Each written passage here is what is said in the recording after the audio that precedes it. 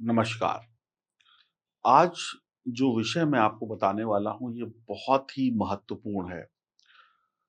हर घर से जुड़ा हुआ है, हर एक इंसान से जुड़ा हुआ है।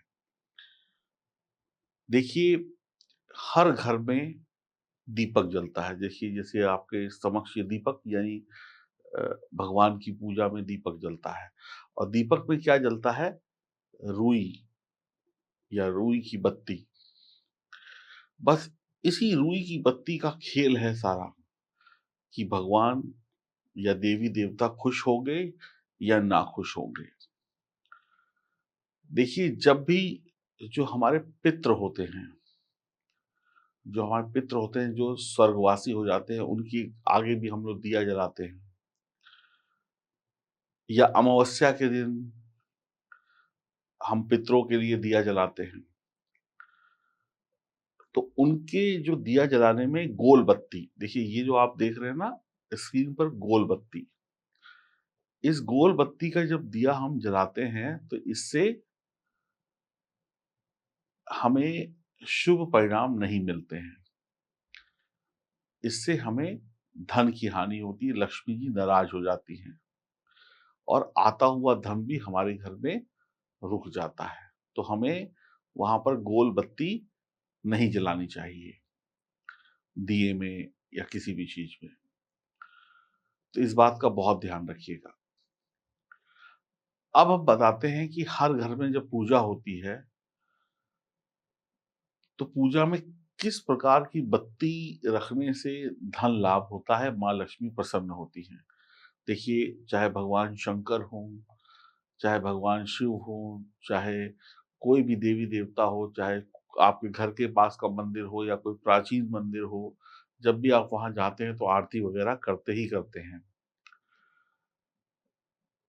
9 देवियाँ हैं, 9 देवियाँ, इसलिए नवरात्रे आते हैं, नवरात्रे यानी नवरात्रि, नवदुर्गा।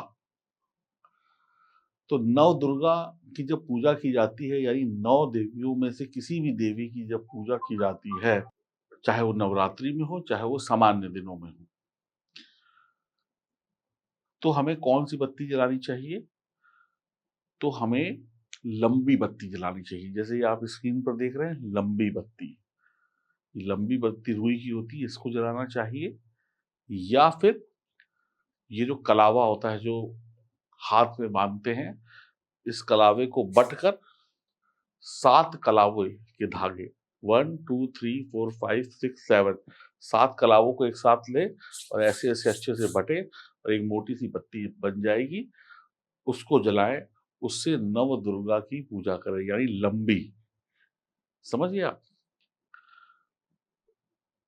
और जो पितरों की पूजा होती है, वहाँ पर भी लंबी बत्ती रुई की जलानी चाहिए।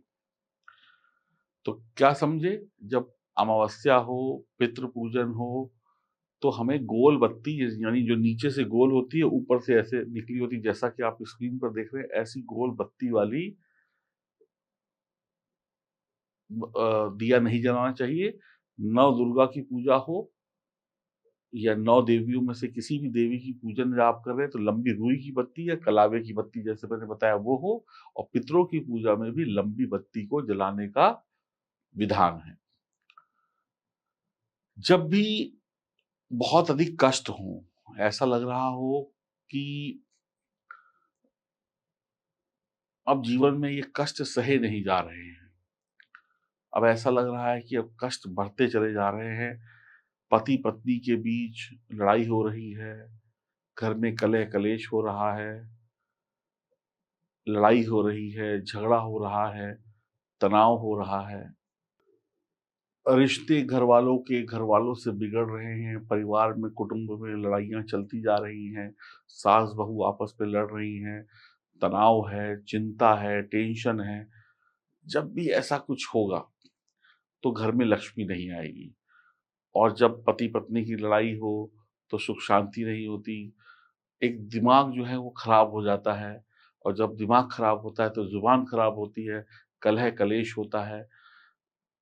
फिर इंसान मंदिर-मंदिर, इधर-उधर भटकता है कि हे भगवान मेरे बच्चों को सद्बुद्धि दो, कोर्ट कचहरी होता है, लड़ाई-झगड़ा होता है। बहुत कुछ होता है और कई बार क्या होता है कि आप लायक हैं, आपके बच्चे लायक हैं, आपकी बहू लायक है, घर में कोई लड़ाई-झगड़ा नहीं है, लेकिन धन की कमी है, बेटे की अच्छी नौकरी नहीं है, बहू की अच्छी नौकरी नहीं है, घर में आर्थिक संकट छाया हुआ है, तो क्या करें?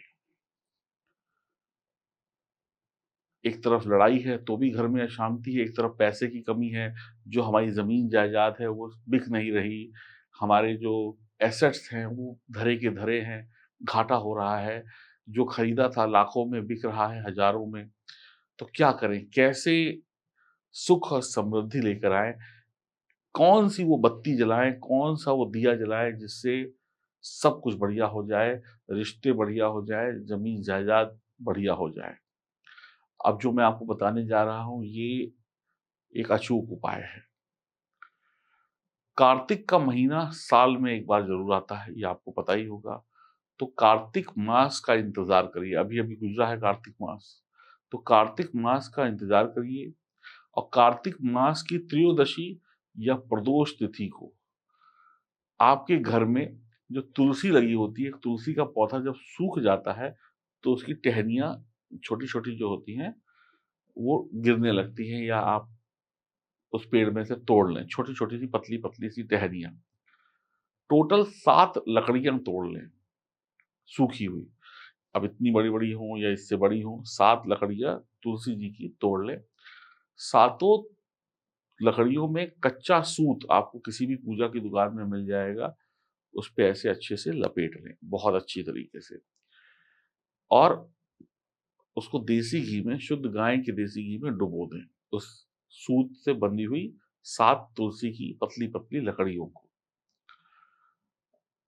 अब वो अच्छे से देसी घी में डूब जाएँगी, एकदम तर हो जाएँगी। तो कार्तिक मास की त्रयोदशी तिथि या प्रदोष तिथि वाले दिन भगवान के मंदिर में शाम के वक़्त उस लकड़ी, जो तुलसी की लकड़ी है जिस पे सूत बंधा हुआ है कच्चा, उसका दीपक जलाएँ। एक दीपक में उसको ऐसे डुबो दें अच्छे से गहरे दीपक में और वो ऐसे खड़ी हो जाएँगी, इस तरीके से सेट कर दीजिएगा और वो उसको जला दें। थोड़ी मोटी बत्ती बन जाएगी, उसको प्रज्वलित कर दें और भगवान से प्रार्थना करें, आपके रिश्ते बनने लगेंगे, सास-बहू में प्यार हो जाएगा, पति-पत्नी में प्यार हो जाएगा, कोर्ट कचहरी के केस वापस हो जाएँगे, फिर से सलाह-मशवरा हो जाएगा और नौकरी, व्यापार में तरक्की हो जाएगी, ज़मीन-जायदाद अच्छे दामों पर बिक जाएगी, पैसा पानी की तरीके से खिसता चला आएगा, आप इतना पैसा कमाएँगे कि उस पैसे को रोक नहीं पाएँगे। ये एक अचूक उपाय है, जिसके पास भी धन की कमी हो, जिसके घर में रिश्ते अच्छे ना हों, वो लोग इस प्रयोग को अवश्य करें और देखिए फिर आप कैसे आप माला-माल हो जाते हैं। ये गुप्त प्रयोग है, मात्र कुछ ही महीनों में या साल भर के अंदर आपके बेटे की शादी हो जाएगी, आपके परिवार में संतान का सुख आ जाएगा, जो पैसों की कमी थी वो दूर हो जाएगी और आप माला-माल बन जाएँगे। अब जो गोल बत्ती है, वो कहाँ जलानी चाहिए? जैसे भगवान विष्णु, भगवान कृष्ण के मंदिर में जब जाते हैं, तो दिए में गोल बत्ती जलाकर मंदिर में जलाएँ और उनका पूजन करें। और जो भी आप मंगल गीत गाते हैं, आरती गाते हैं, वो गाएँ और ईश्वर को प्रसन्न करें।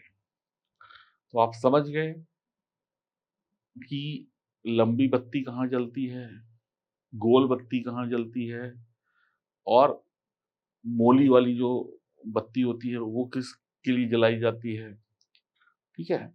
तो बाकी भगवान कृष्ण, भगवान विष्णु, भगवान शंकर, इन सब के लिए गोल बत्ती का प्रयोग मंदिर में करें।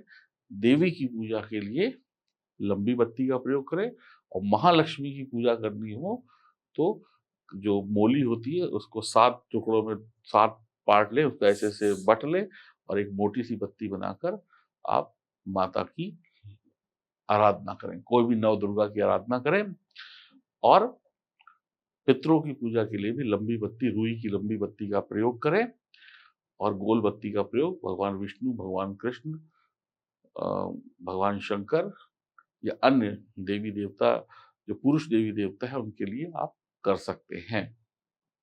वो भी मंदिर में, जो आपके घर के आस-पास बढ़िया मंदिर हो और जो एक अचूक उपाय मैंने आपको बताया, जो तुलसी कच्चे सूत से जो बनेगी बत्ती, वो बत्ती तो अद्भुत बत्ती है। इस बत्ती के प्रयोग से हर प्रकार के कष्टों से मुक्ति पाई जा सकती है।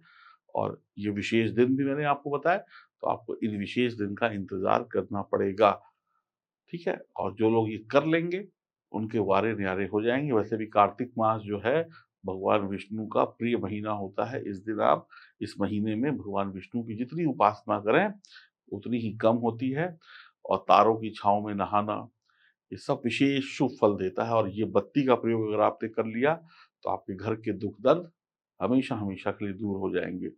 तो उम्मीद करता हूँ आपको ये जानकारी पसंद आई होगी और आप इस जानकारी के माध्यम से अपना कल्याण स्वयं कर लेंगे। कोई और जानकारी चाहिए तो दिए गए नंबरों पर संपर्क करें। चैनल को सब्सक्राइब करें, बेल आइकन के बटन को दबाएँ, फेसबुक और इंस्टाग्राम पर हमें फॉलो करें। हरि ओम, नमस्कार।